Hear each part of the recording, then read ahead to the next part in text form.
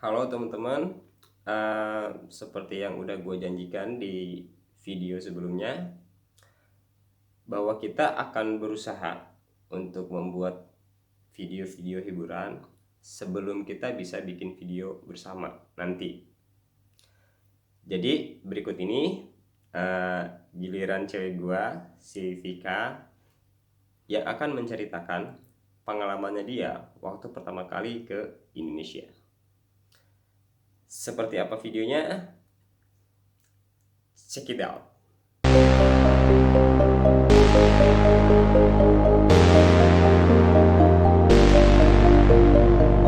Всем привет! Меня зовут Виктория, и я рада приветствовать вас на нашем канале. Этот канал мы будем вести с Билли. Мы интернациональная пара, я из России, а он из Индонезии. И хотя на данный момент я живу в России, а он там, в Индонезии, скоро, когда мы будем жить вместе, мы уже будем снимать совместные видео. Поэтому подпишитесь, чтобы не потерять нас и поддержать. В прошлом году я была в Индонезии, провела там незабываемое время, набралась много впечатлений, и мне все очень понравилось. Однако было несколько вещей, которые меня действительно удивили, и об этом я хочу снять сегодняшнее видео. И первый пункт из разряда архитектуры, а точнее местной деревенской жилой застройки. На самом деле в Индонезии очень много красивой архитектуры, особенно какие-то правительственные здания, учреждения, университеты, мечети. Все очень величественное и красивое. Однако меня удивила именно деревенская застройка.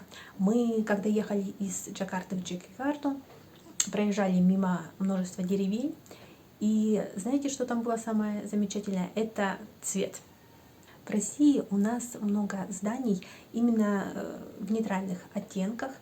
Серый, белый, бежевый, коричневый, красный кирпич.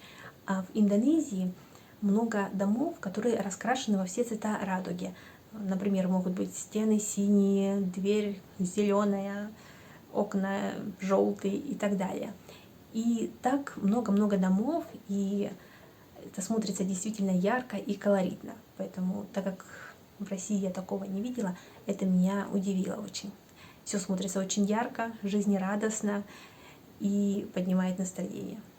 Следующее, что меня удивило, это то, что в Индонезии много арок и объемных названий, которые обозначают названия парков, города, района города, кафе даже иногда, отели, баз отдыха и так далее. Очень много таких мест. Вот мы были в Джокьякарте, и там практически возле каждого парка стояла вот такая надпись с огромными буквами, которая обозначает название. У нас, например, обычно устанавливают памятник человеку, в честь которого назван этот парк. А вот в Индонезии ставят вот такие буквы названия. Тоже смотрится классно, колоритно, необычно. Третий пункт также относится к архитектуре, только уже жилых домов. И это то, что в Индонезии очень высокие потолки. У нас в жилых домах средняя высота потолков 3 метра, 3,5 может быть максимум. А в Индонезии я встречала потолки в жилых домах, которые 4,5-5 метров. Очень высокие, и для меня это было удивительно, конечно, потому что там вверху, в принципе, ничего и нет, просто высокие потолки. Я не знаю, откуда это пошло, это, вероятно, традиционная архитектура жилых зданий в Индонезии. Вот. Знаете, я работаю инженером и несколько связана со сферой строительства, поэтому для меня всегда интересны подобные моменты, связанные с архитектурой, дизайном, и я всегда обращаю на это внимание. Поэтому следом идет четвертый пункт, который меня также удивил, это крыши в зданиях в Индонезии, потому что все крыши одинаковые и сделаны как будто бы из такого материала. Может быть, это металлочерепица, я не знаю, красного, бурого цвета. Если вы знаете, подскажите в комментариях. И самое интересное, что практически все крыши выполнены из данного материала. У нас в России в основном делают из шифера серого цвета. А здесь этот красный цвет, Вот возвращаясь к пункту первому, когда я говорила, что многие дома очень яркие и разноцветные, то вот эти вот красные бурые крыши своей одинаковостью объединяют, скажем, весь дизайн населенного пункта, и поэтому все эти дома смотрятся не разрозненно, а как часть единого целого. И это тоже мне очень понравилось, особенно, знаете, мы видели много каких-то каскадных крыш, которые тоже смотрятся интересно. Следующий пункт относится к движению. Понятное дело, что о движении в Индонезии, наверное, уже ходят легенды, потому что все знают, какое здесь интенсивное дорожное движение, что большинство людей ездит на мотобайках, и здесь нужно иметь определенные навыки, чтобы уметь передвигаться. Когда я ехала в Индонезию, я, конечно, уже примерно понимала, с чем я столкнусь. Однако, все-таки было несколько моментов, которые меня здесь удивили в этом плане. И первое – это то, что есть такая специальность, работа, это регулировщик движения на дороге. И хотя я видела, что есть и светофоры, но их не так уж и много, и я не знаю почему. Их не так уж и много, но есть регулировщики, которые определяют, когда остановиться потоку машин и позволяют тебе перевернуть, например, направо или налево, если машины не пропускают. Это, конечно, уникальная история, потому что нигде я такого не видела и не слышала. Даже в голову мне это не приходило, что есть такая работа у людей. И, конечно, они очень помогают, потому что иначе я не представляю, как можно завернуть в поворот, если нет этого человека. Это очень тяжело. И еще один пункт, связанный с движением. Однажды мы попали в такую ситуацию, когда дорога работала по расписанию.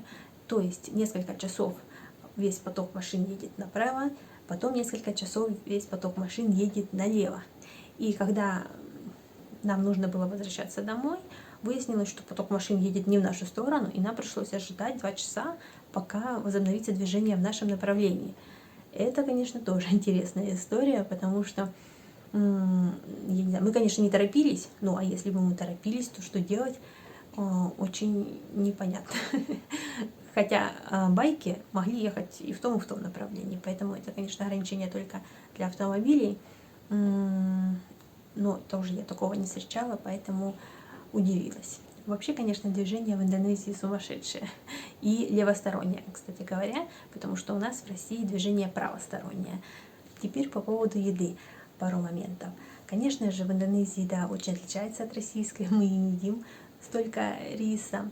Однако было очень много вкусных блюд, которые я с удовольствием ела. И первое, конечно же, мое любимое блюдо, как и, наверное, большинство россиян, это наси горенг. Очень вкусно. Вот. И второе – это крупук. Мне очень понравился. У нас такого нет. Не знаю, из чего он делается, но очень вкусные сухарики, греночки. А удивило меня кофе, как ни странно.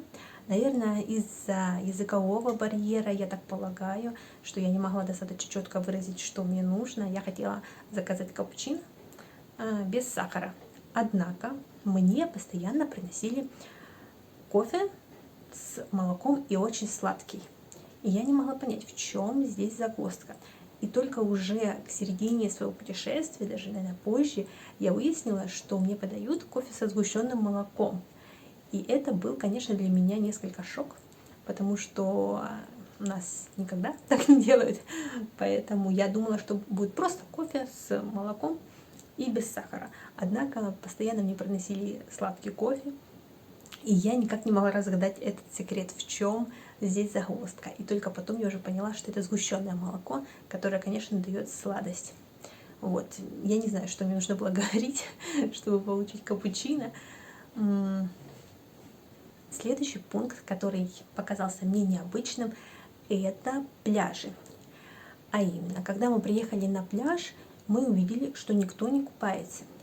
И это было для меня необычным, потому что я живу возле Черного моря, и у нас на пляже всегда очень много людей, особенно если хорошая погода, солнце светит, тепло, и все купаются, загорают, и там постоянно много-много людей.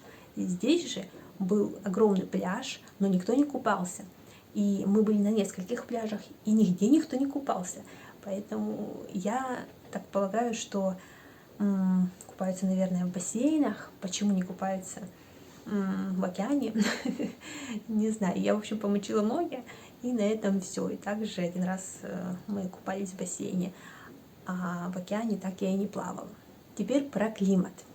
Мы привыкли думать здесь, в России, что в Индонезии очень жарко, что там всегда так жарко, что я решила не брать теплые вещи. Зачем? Жарко же будет. Однако, каково же мое удивление, когда мы поднялись немного в горы, и там было холодно, так же, как и в России. И так как я не взяла теплых вещей, мне было достаточно зябко.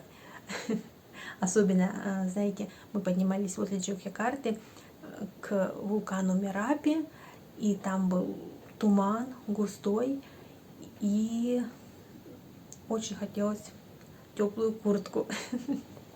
Ну и напоследок скажу, что меня очень удивили люди.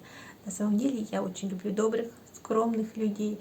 И как же было здорово, что в Индонезии очень много таких людей, приятных, милых. И я провела удивительное время там. Спасибо за просмотр, спасибо, что провели это время со мной. Подписывайтесь на канал. Всем желаю хорошего настроения. Пока!